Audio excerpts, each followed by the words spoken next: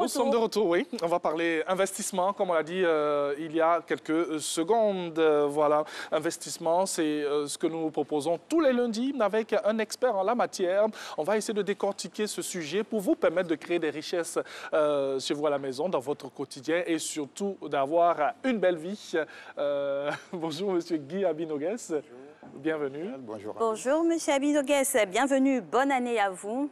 Bonne année également à vous. Et on vous permet de souhaiter vos vœux aux téléspectateurs d'entrée de jeu. Ah, mais écoutez, c'est très gentil de votre part. Je voudrais effectivement souhaiter à tous les téléspectateurs de la Côte d'Ivoire et d'ailleurs une année de paix, une année de bonheur, une année de santé.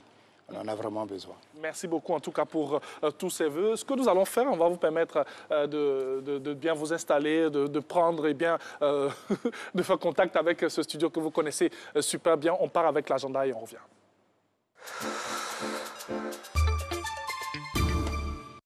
L'autorité de régulation des télécommunications TIC de Côte d'Ivoire numéro mitibé chéri ben à 600 kadam la janvier tere bisaba ani kele soula 600 nibe werike ibe 01 blanc move 05 MTN 07 orange Mikel a fixé tae ye 21 blanc move 25 MTN 27 orange numéro d'urgence ani assistance ou tortefal a ketchro bebo ya site internet kan pnn.artci.ci.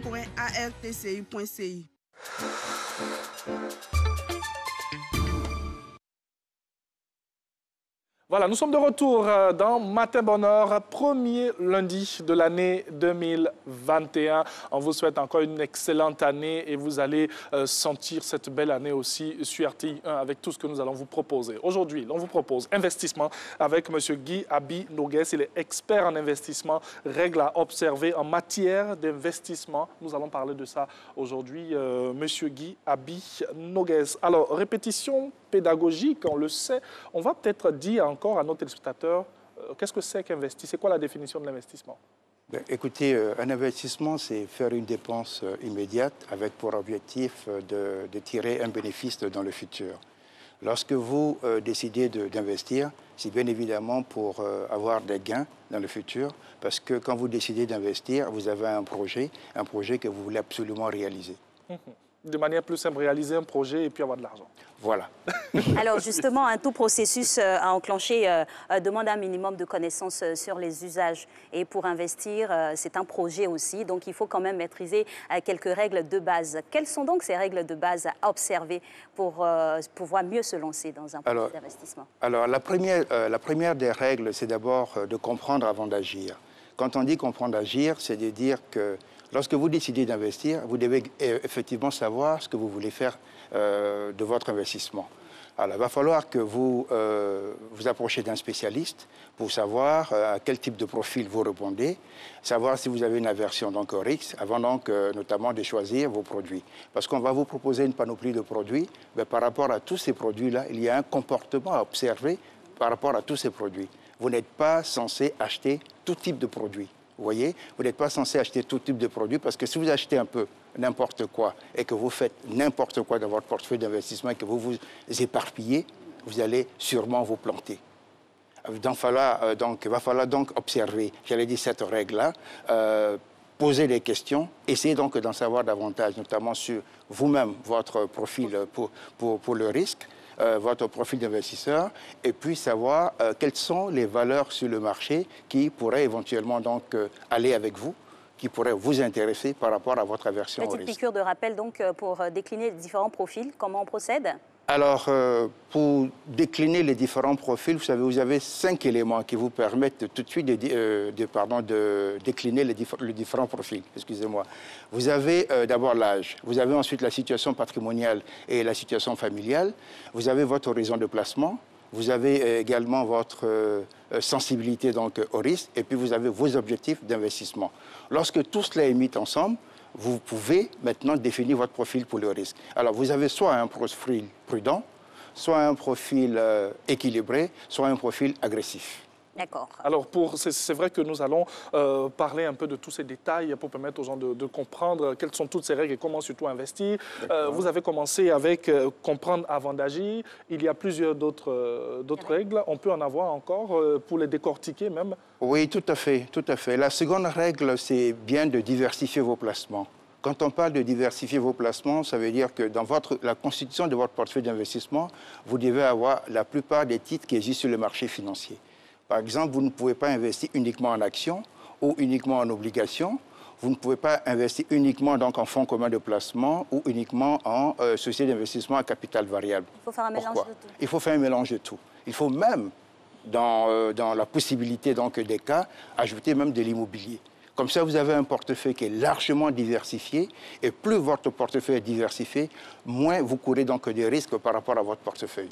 Et pour ces différentes déclinaisons et dispositions-là, le téléspectateur se dira, ah bien, il va nous falloir beaucoup d'argent. Non, je l'ai dit tantôt ici sur ce plateau qu'il ne faut pas beaucoup d'argent pour investir. Vous savez, le marché financier offre des possibilités, notamment d'investir. Tout à l'heure, je parlais des fonds communs de placement. Je parlais également donc des SICAV. Vous voyez, les fonds communs de placement, par exemple, ce sont des copropriétés de valeurs immobilières qui vous donnent droit à des parts. Et une part, elle peut coûter 1 000 francs, elle peut coûter 2 000 francs. Justement, j'aime votre pragmatisme parce qu'on allait en venir à des seuils, à des montants précis pour pouvoir acquérir ou investir. Voilà. Donc, une part peut coûter donc 1 000 francs, soit 1 000 francs, soit 2 000 francs, soit 5 000 francs. Et donc, à ce niveau donc, de prix, vous pouvez investir. Et quand vous investissez dans une part de fonds communs de placement, le fonds commun de placement lui-même, il est diversifié dans sa constitution. Il est composé à la fois d'actions, d'obligations, certainement donc des titres du marché monétaire. Et vous voyez que quand vous achetez une part, vous avez toute la panoplie des produits financiers que vous achetez en même temps. Ça devient intéressant, cette... Ben oui. Alors, c'est vrai que vous parlez de 1 000 francs, vous parlez de parts et tout. Concrètement, pour le téléspectateur qui nous regarde, moi, j'ai envie d'investir, j'ai envie de mettre mon argent dans une vente de, je dis n'importe quoi, de vêtements, de chaussures et tout. Comment est-ce que je procède? Alors, la première des choses que vous devez faire, c'est d'abord de vous rendre auprès d'un spécialiste.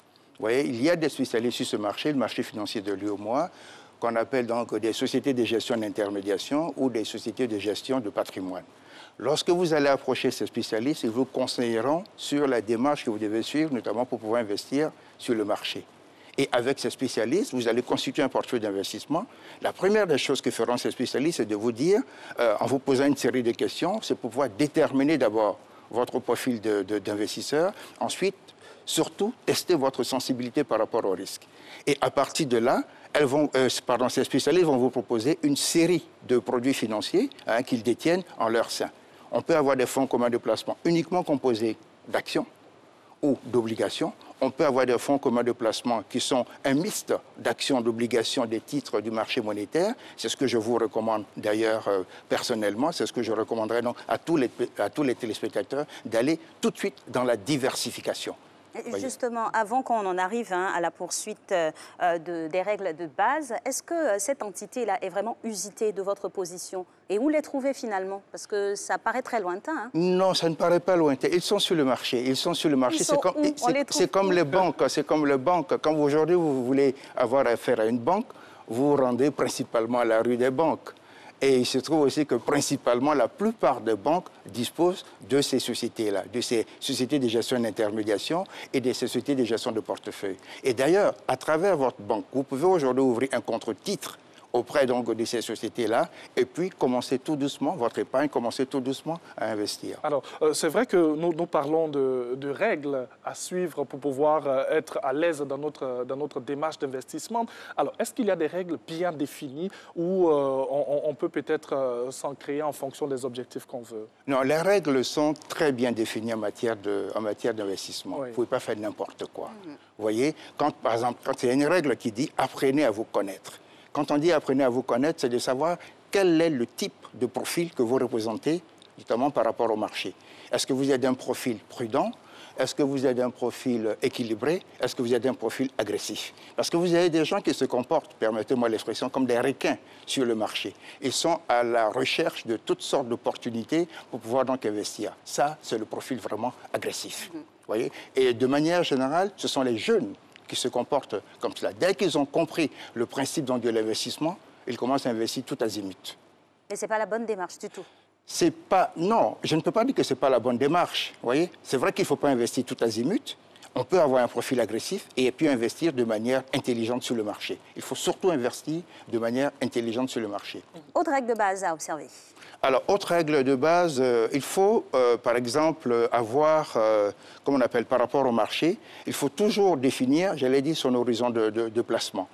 Quand vous voulez aller sur le marché, ce qui est important, c'est de savoir, il y a 3 éléments qui sont importants. Il y a le risque que vous êtes prêt à encourir, il y a l'horizon de placement pendant lequel vous voulez donc investir, et puis évidemment, il y a le rendement, c'est-à-dire donc les gains que vous escomptez dans le futur. Vous voyez? Alors, l'horizon de placement vous amène tout de suite à dire je ne veux pas investir, par exemple, pour 2 ans, 3 ans. Si j'investis pour 2 ans ou 3 ans dans le marché, bien évidemment, vous ne gagnez pas d'argent. Vous voyez, parce que le marché vous amène à respecter, j'allais dire, cette règle de patience à long terme, vous amène à définir, donc, plutôt à appliquer le principe du long terme par rapport à votre portefeuille d'investissement. Et donc, c'est très, très, très important. Vous parlez du marché. Comment on réagit quand ce marché-là, il est volatile? Quand le marché est volatile, il faut simplement rester patient. Je vous ai dit tantôt, quand vous investissez pour le long terme. Vous n'investissez pas pour 2 ans, 3 ans, voire moins de 5 ans. Oui. Voilà. Alors, si vous réagissez par rapport à la volatilité du marché, vous risquez de tout perdre. Vous voyez? C'est-à-dire, au moindre soubresaut du marché, vous essayez de rééquilibrer votre portefeuille d'investissement, vous n'êtes pas dans un processus d'investissement. Vous êtes à la recherche d'opportunités sur le marché et par rapport donc, à cette opportunité, vous réagissez, notamment par rapport au soubresaut du marché.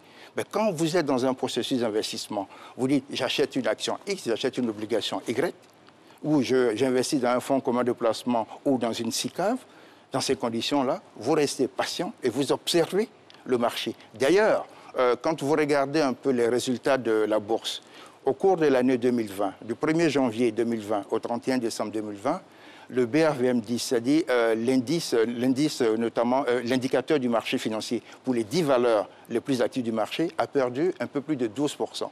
Concrètement, qu'est-ce que ça veut dire? Voilà, ça veut dire que si vous aviez un portefeuille d'investissement, mettons de 1 million de francs CFA, votre portefeuille a perdu 12% de sa valeur. Vous voyez, ça veut dire à peu près 120 000 francs CFA. Donc si vous, aujourd'hui, vous liquidez ce portefeuille d'investissement, vous allez seulement recueillir du marché que 880 000 francs CFA. Vous voyez, vous avez perdu physiquement 12%. Mais tant que vous ne vendez pas, cette perte, elle est juste potentielle. Vous voyez? Parce que là, on rentre maintenant dans l'année 2021, le marché va s'équilibrer, va se rééquilibrer et va se relancer, c'est sûr. Et à partir de cet instant, la perte que vous avez observée au cours de l'année 2020, il va sans dire qu'au cours de l'année 2021, vous allez être dans un processus, j'allais dire, croissant, et vous allez donc récupérer votre perte potentielle et même avoir ce que je pourrais appeler un gain potentiel. Finalement, ça devient encore des probabilités.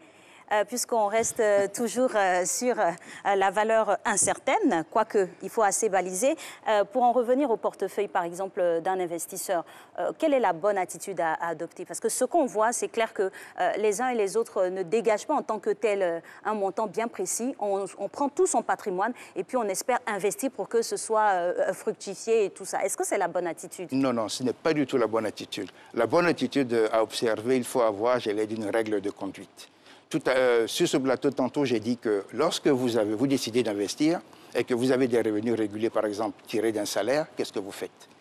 Vous essayez de répartir les dépenses ou bien toutes les dépenses allouées à votre salaire. Et ce que j'appelle dépenses, j'inclus même votre décision d'investissement.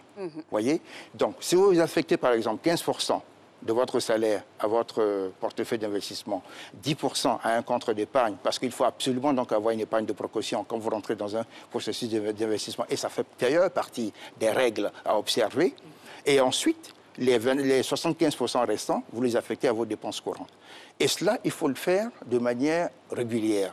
Et si vous le faites de manière régulière, vous êtes dans un processus d'investissement.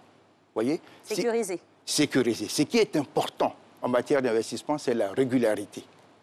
La régularité. Alors, dès lors que vous imposez une certaine régularité, dès lors que vous imposez une certaine constance dans votre investissement, vous allez sûrement donc avoir un portefeuille consistant à long terme et portefeuille pour lesquels vous allez bien évidemment avoir des rendements meilleurs. Alors, il faut faire avec ce qu'on a. Hein. Oui, monsieur, effectivement. Monsieur Guy Abi, une question sur les règles d'or qui existent depuis bien longtemps, mais avec l'arrivée des nouvelles technologies et ces nouvelles habitudes que nous avons, est-ce qu'il ne faudrait peut-être pas avoir une réactualisation quelque part? Non, parce que vous savez, le marché, il est très conservateur. Le marché en lui-même, il est vraiment très, très, très conservateur. Vous savez, aujourd'hui, quand vous regardez la bourse, on a une cotation continue au niveau de la bourse régionale des valeurs mobilières. Vous voyez? Ça veut dire quoi? Vous pouvez avoir un cours d'action aujourd'hui que vous achetez, mettons, je dis n'importe quoi, à 15 000 francs, à 9 h du matin, à midi, il peut valoir 20 000 francs. Vous voyez? Mais qu'est-ce que cela veut dire? Cela ne veut pas pour autant dire que vous devez changer vos habitudes. Les habitudes que vous avez en matière d'investissement restent et demeurent les mêmes. Donc l'adage des vieilles mamies qui font des bonnes sauces, c'est applicable aussi en investissement? C'est complètement applicable et totalement applicable. Alors on a d'autres règles encore à observer pour pouvoir mieux être aguerri avant un investissement. On en décline d'autres? Oui, je parlais tout à l'heure notamment d'avoir ce qu'on appelle donc une épargne de précaution. Vous voyez, l'épargne de précaution, pourquoi? Parce que quand vous décidez donc d'investir, vous avez vu tout de suite dans la déclinaison que j'ai faite, j'ai parlé donc de mettre 10% de votre salaire dans un compte d'épargne, ce que j'appelle donc une épargne de précaution. Pourquoi? Parce que vous ne pouvez pas mettre tous vos œufs dans le même panier. Vous voyez, l'épargne de précaution vous sert à faire face à tous les contre-coups qui pourraient donc se poser à vous. Parce que vous n'allez pas à chaque fois aller toucher à votre portefeuille d'investissement pour retirer de l'argent et faire face donc au contre-coup qui se présente à vous. Par contre, si vous avez cette épargne de précaution-là, vous pouvez en ce moment donc puiser de l'argent dans cette épargne de précaution et faire face à ce contre-coup-là. Donc c'est très important, quand vous rentrez dans un processus d'investissement, d'avoir toujours cette épargne de précaution. Même au-delà, je veux dire, même si vous n'êtes pas dans un processus d'investissement, dans la vie courante, il est conseillé et recommandé d'avoir toujours une épargne de précaution. Alors, on va toujours rester avec ces règles à observer là, mais on va aller un peu sur ces personnes qui ont envie d'investir et qui sont à l'extérieur du pays. On parle de ces règles qui sont les mêmes depuis la nuit des temps et tout. Quel message donner à toutes ces personnes qui ont envie d'investir mais qui sont à l'extérieur, ces personnes qui ont envie d'être rassurées? Mais alors, c'est toujours très simple. Hein. Pourquoi? Parce que vous avez des professionnels du marché. C'est comme si vous êtes à l'étranger et puis vous avez une banque domiciliée ici à Abidjan et vous voulez faire une opération à Abidjan. Qu'est-ce que vous faites? Vous contactez votre banque directement parce que vous avez un compte chez cette banque-là et puis vous donnez des instructions à la banque et la banque va exécuter les instructions que vous avez données. C'est la même chose. Vous avez ces spécialistes du marché qui sont là. Vous pouvez les approcher donc depuis l'extérieur. Parce que vous avez peut-être certainement ouvert un compte titre avec ces spécialistes-là. Et puis, vous les approchez, vous leur donnez donc des instructions. Vous leur dites, par exemple, je veux acheter, je sais pas, un certain nombre de valeurs sur le marché financier ou je veux vendre un certain nombre de valeurs sur le marché financier. Et ces spécialistes-là vont tout de suite exécuter l'ordre que vous avez donné en fonction, bien évidemment, du contenu positif, de vos avoirs positifs dans votre compte. Parce que le marché ne vend pas à crédit. Tout à fait. Voilà, il faut donc absolument que vous ayez donc des revenus dans votre compte titre, qui est composé à la fois de titres et d'espèces. Voyez. Et donc ces espèces doivent vous permettre de pouvoir donc réagir par rapport au marché et couvrir donc toutes vos dépenses que vous effectuez sur le marché. Alors, M. Abi, concomitamment entre les règles de base et l'incidence que l'on pourrait avoir sur des exemples palpables pour nos téléspectateurs, car la case, elle est faite pour pouvoir emmener nos téléspectateurs à passer à l'acte. J'ai envie de vous poser la question de savoir, pour un investisseur qui voudrait tout de suite, qui n'est pas patient, il faut le dire, qui veut récupérer de l'argent sous un court terme ou investir en même temps, avoir son RSI rapidement, quelle est la démarche à observer et où s'orienter? Ben alors, pour un tel investisseur, je pense que ce qui est important pour lui, il faut qu'il ait un profil, notamment, pardon, son objectif d'investissement doit être tourné vers une perception de revenus immédiate. Voyez. Donc, dans la perception de revenus immédiate, il va d'abord, préserver son capital, bien évidemment, et puis il va aller dans la diversification. Il va, c'est vrai, acheter des actions, il va acheter des obligations, il va acheter des billets de trésorerie. Pourquoi notamment ces valeurs? Les obligations, par exemple, vont lui permettre de toucher, j'allais dire, des intérêts tous les ans. Voilà, des intérêts tous les ans. C'est le minimum ou Oui, parce qu'à chaque obligation est associé donc des intérêts qui sont payables annuellement. Donc tous les ans, il va toucher des intérêts. Sur les billets de trésorerie, par exemple, quelquefois les intérêts sont payables tous les 3 mois. Mais malheureusement, sur les billets de trésorerie, puisqu'on est sur le marché monétaire, les intérêts ne sont pas aussi élevés qu'on peut donc l'espérer. Vous allez peut-être toucher du 2 ou 3%.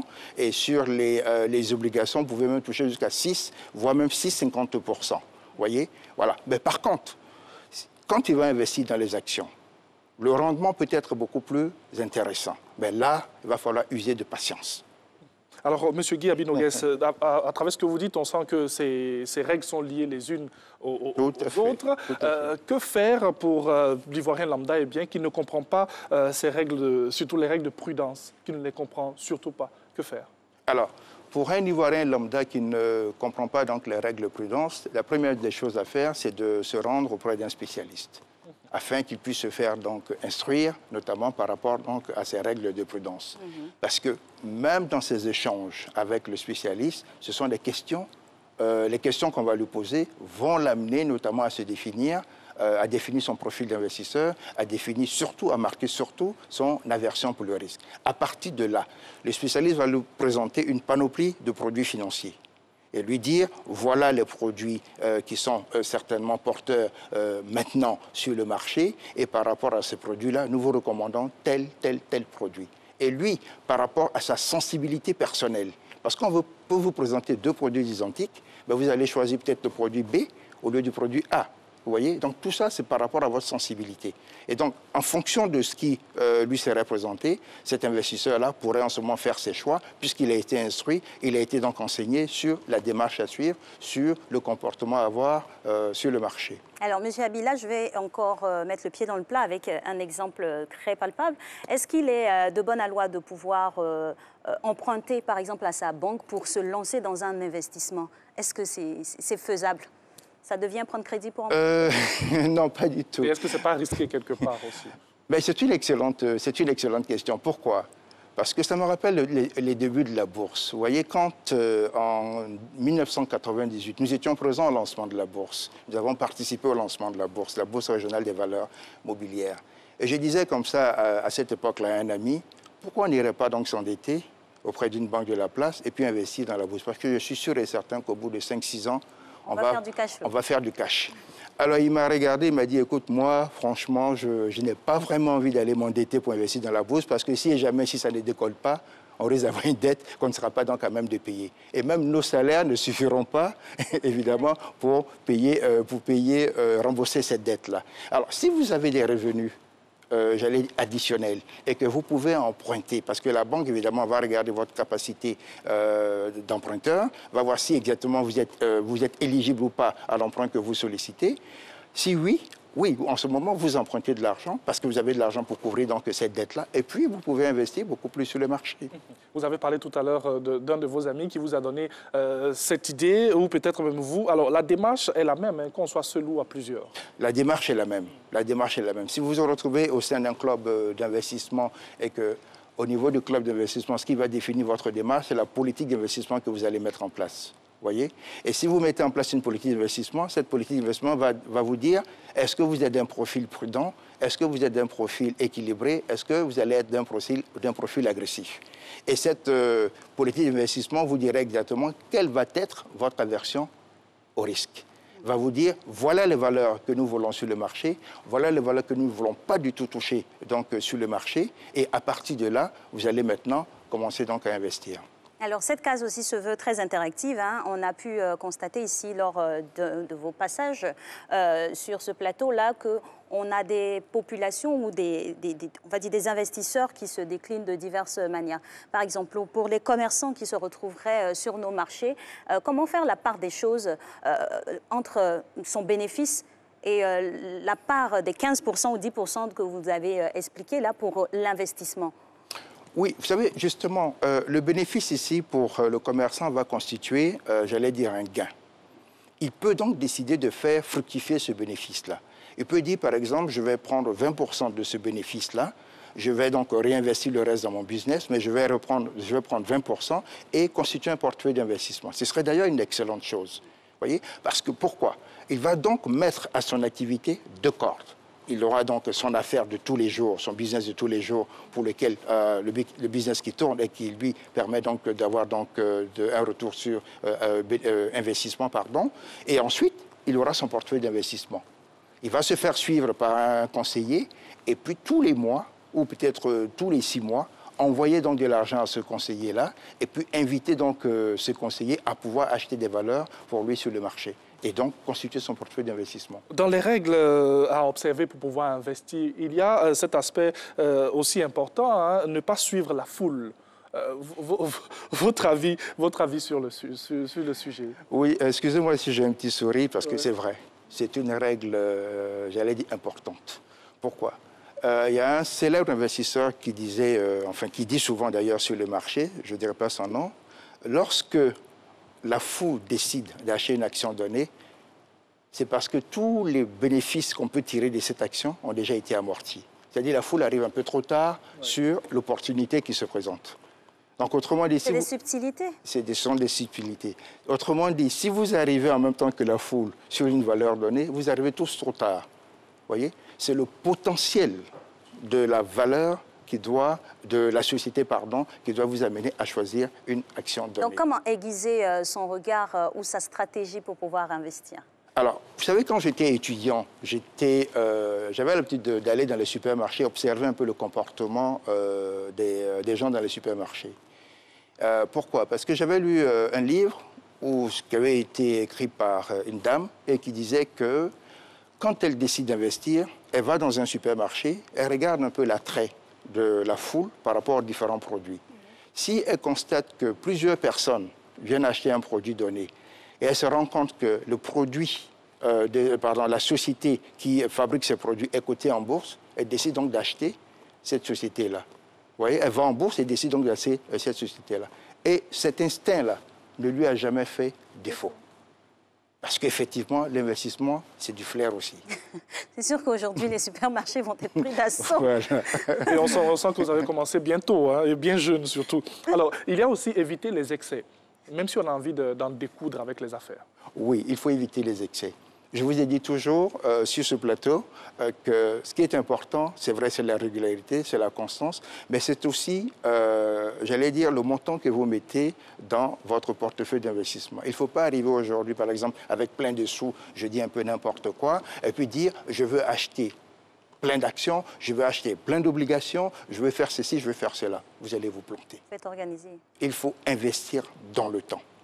Parce que quand vous investissez dans le temps, ça vous permet de lisser notamment les coûts de votre investissement, parce qu'il y a des frais que vous payez lorsque vous allez à la bourse.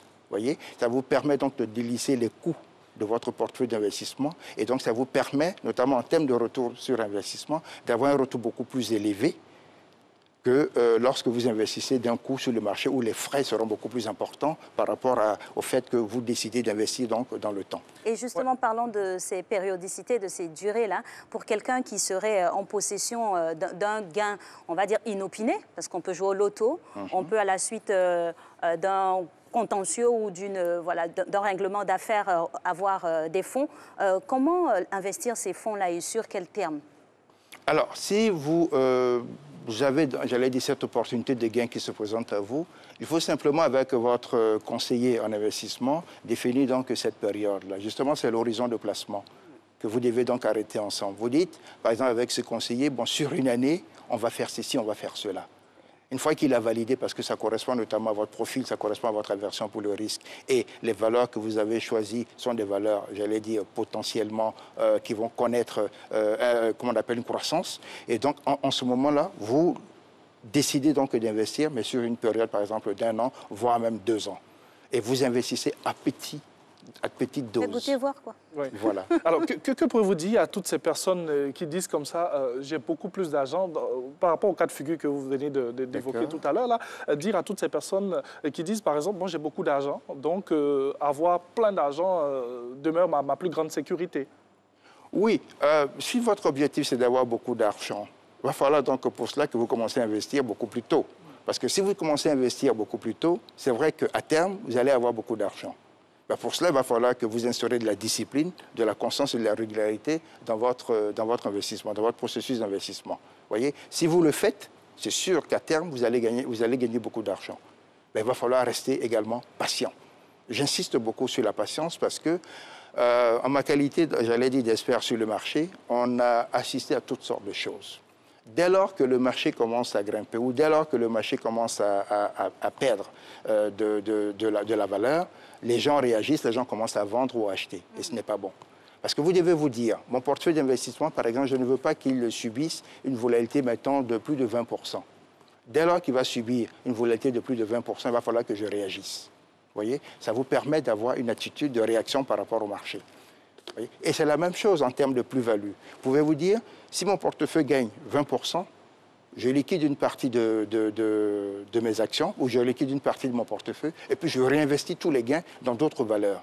Ça vous permet de créer de la dynamique dans votre portefeuille d'investissement et ça vous permet donc d'avoir des gains. Dernière question, à ce niveau-là, M. Abi, il faut toujours s'adjoindre les services d'un expert ou son libre arbitre aussi peut intervenir? Votre libre arbitre peut intervenir. Mais si vous n'avez aucune connaissance en finance, il faut absolument vous appuyer sur un expert. Voilà qui est bien dit. Merci beaucoup à M. Guy Abi Noguès. Il est expert en investissement. C'est lui que nous avons reçu encore aujourd'hui pour vous permettre de mieux comprendre l'investissement et surtout avoir ces règles d'or pour vous permettre d'être à l'aise dans votre démarche. Merci à vous. Merci à toutes ces personnes qui nous ont suivis. Alix, nous sommes déjà à la fin de cette émission et on va avec beaucoup de plaisir se retrouver encore demain. Tout à fait. Avec le même entrain, on vous souhaite une belle journée.